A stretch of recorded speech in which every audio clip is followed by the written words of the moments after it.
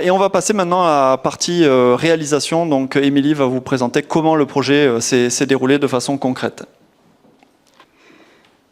Ok, après avoir fait un bon tour d'horizon des technos et notamment de la partie open source qu'on a effectivement utilisée, moi je vais vous parler un petit peu d'humain et de méthodologie. Ça va être assez rapide en termes de tour d'horizon, mais quand même ça fait partie des enjeux qui sont centraux évidemment dans un projet comme ça.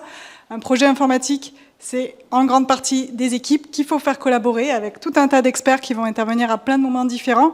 Et c'est absolument critique en fait sur la réussite d'un projet et la tenue aussi par exemple d'un timing, d'un budget, etc. qui sont forcément des contraintes inhérentes à tout projet que l'on peut avoir en e-commerce mais aussi ailleurs. Donc un des gros enjeux évidemment de ce projet-là, ça a été un enjeu de synchronisation. Alors, quand on dit synchronisation, moi j'y vois deux gros éléments derrière en fait. L'aspect communication, c'est-à-dire qu'il faut que les équipes communiquent et qu'elles communiquent efficacement. Sur un projet comme celui-là, on avait énormément de parties prenantes, on les a évoquées. Il y avait une refonte de l'outil de facturation en cours avec lequel on devait discuter et s'interfacer. Il y a tous les systèmes d'informatique de l'aéroport qui préexistaient évidemment à notre e-commerce, sur le parking, sur les bornes de coupe-fil, sur le salon. Il y avait le site, et il y a toujours d'ailleurs le site éditorial de l'aéroport sur lequel on a unifié le compte client. Il y a des enjeux de compte client et le middleware qui est la solution, la brique technique qui centralise en fait toutes les informations clients de l'aéroport. Donc toutes ces parties prenantes, il faut les faire communiquer efficacement. Donc évidemment, c'était un enjeu en gestion de projet. C'est un enjeu à toutes les étapes en fait du projet.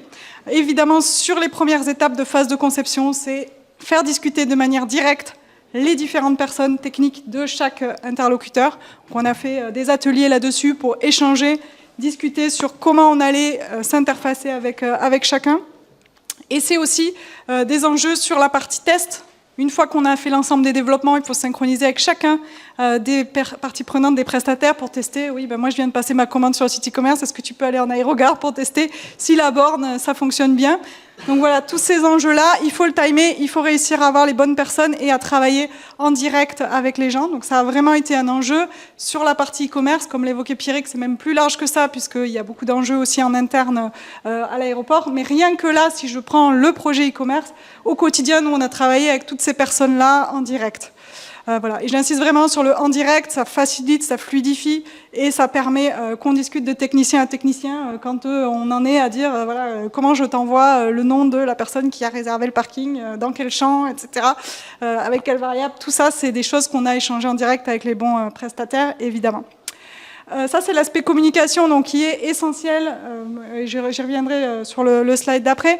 Mais après, sur la synchronisation, on a aussi un enjeu phare qui est le timing. Le timing, la gestion du temps, du planning, le rythme. Et ça aussi, quand on travaille à plusieurs, le rythme, c'est quelque chose qu'il faut savoir cadencer.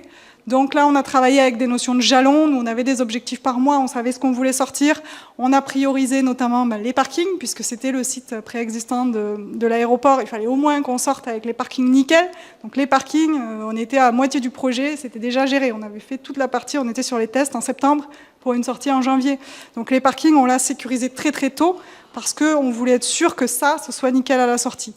À l'inverse, après, il y a d'autres choses qu'on a mis plus tard dans le projet. Donc, avoir des jalons et des jalons partagés avec l'ensemble des parties prenantes, donc pas juste nous sur notre partie commerce, mais aussi que les personnes des parkings, des salons, que l'outil de facturation, etc. Eh bien, son objectif de à quelle date il doit produire tel élément et à quelle date on va faire les tests, c'était des choses qui ont fortement été extrêmement importantes et qui ont participé à la réussite du projet.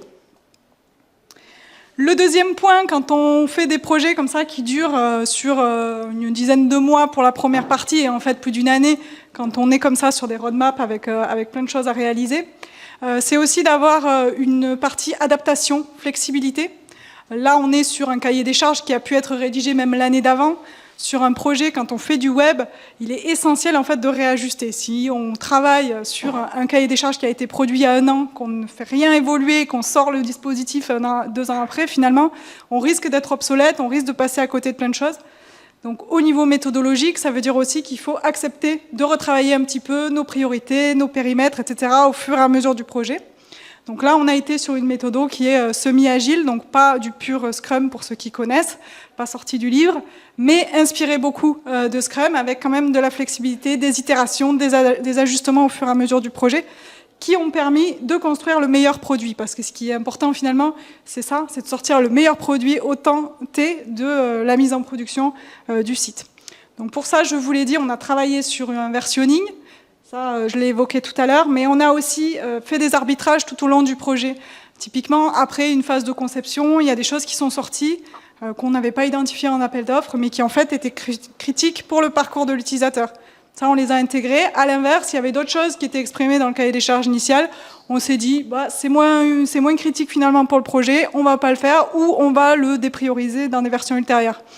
Donc, on s'est donné de la flexibilité sur le périmètre pour garder en fait une qualité produit. Ça, c'est absolument essentiel. Et l'adaptation, ça passe aussi par des temps réguliers de synchronisation des équipes. Donc, on avait des comités projets toutes les 2 semaines.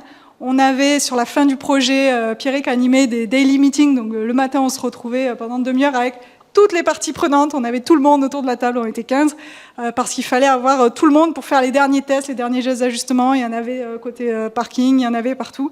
Il fallait qu'on vérifie chacun où on en était, qu'on se synchronise. Donc ça, c'était hyper important d'avoir des temps réguliers d'échange, parce que ça permet de s'ajuster, de s'adapter. Et c'est tout l'enjeu sur des projets comme ça, c'est d'avoir la vision stratégique. Quel est mon objectif? Qu'est-ce que je veux sortir? Ne pas perdre de vue les priorités business de l'aéroport et en même temps de faire cet aller-retour permanent avec l'opérationnel, le quotidien. Où en sont nos équipes, chacun de notre côté, comment on gère les problématiques qui sortent et comment on avance. Voilà. Donc on était vraiment sur des points réguliers, des rituels aussi qui nous permettaient de réajuster, de faire trancher par ATB de temps en temps, voilà, s'il y avait besoin d'arbitrer. Pour vous donner une idée sur la première version, donc celle qui est sortie au 22 janvier, on est sur 33 semaines de projet vraiment sur la partie e-commerce, celle qui a été gérée côté Imagma. C'est 12 sprints de développement, des sprints de 2 semaines.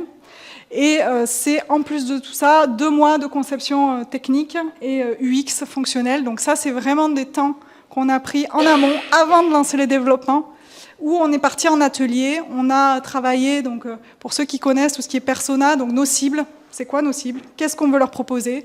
Retravailler les parcours. Et tout ça, c'est extrêmement intéressant parce que ça nous permet à nous d'assimiler le métier de l'aéroport, de bien comprendre la partie marketing pour mieux concevoir après derrière l'expérience. Et ça permet aussi à l'aéroport de rechallenger potentiellement le besoin aussi. Typiquement, sur ces ateliers-là, par exemple, on s'est rendu compte qu'il y avait une notion, la notion de bénéficiaire du billet, qui n'avait pas du tout été évoquée dans le cahier des charges et qui pourtant a été importante pour l'aéroport, puisque voilà, je peux faire commander mon parking pour quelqu'un d'autre. Voilà, typiquement dans les entreprises, ça arrive très souvent, il y a quelqu'un qui va faire les réservations. Et ben, du coup, il faut que je puisse indiquer que non, c'est pas moi qui vais utiliser le parking, ça va être mon collègue, etc.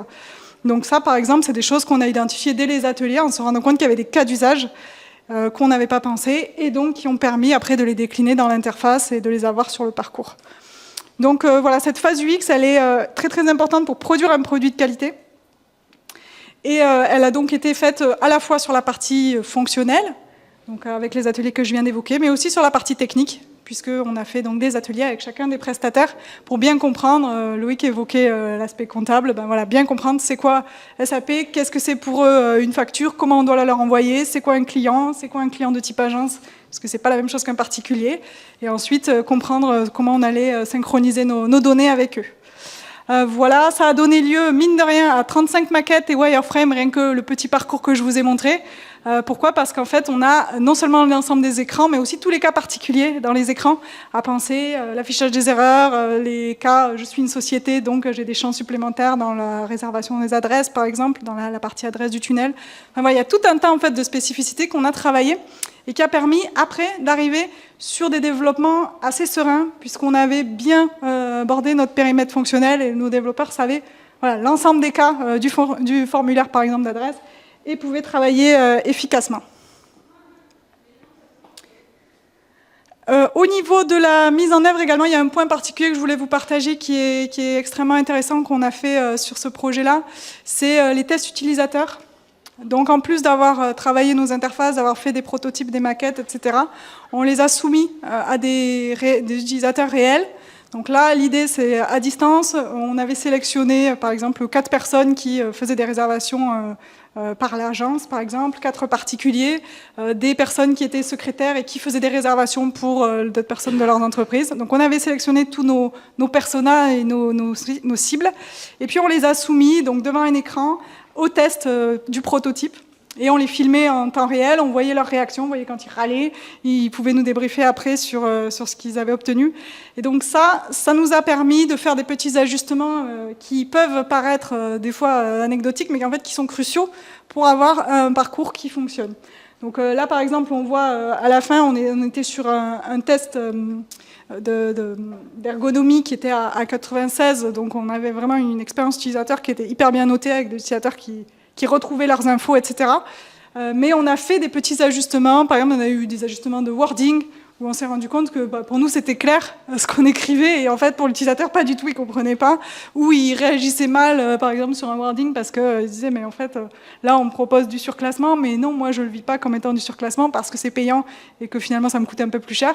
Donc, il a fallu retravailler aussi ces wordings-là. Donc, le test utilisateur, c'est vraiment intéressant, on le sait, il faut penser à le faire. Et là, l'intérêt, c'est qu'on l'a fait avant le lancement. Donc ça nous a permis vraiment de réajuster avant de faire les développements et donc avant de lancer un produit. Souvent, c'est souvent testé après coup. Une fois que c'est en ligne, on fait des tests, etc. Et c'est dommage parce que finalement, on a une première expérience du produit qui n'est pas forcément bonne pour les utilisateurs. Là, au moins, on a essayé de lancer une version qui était déjà bien retravaillée et validée par nos utilisateurs finaux.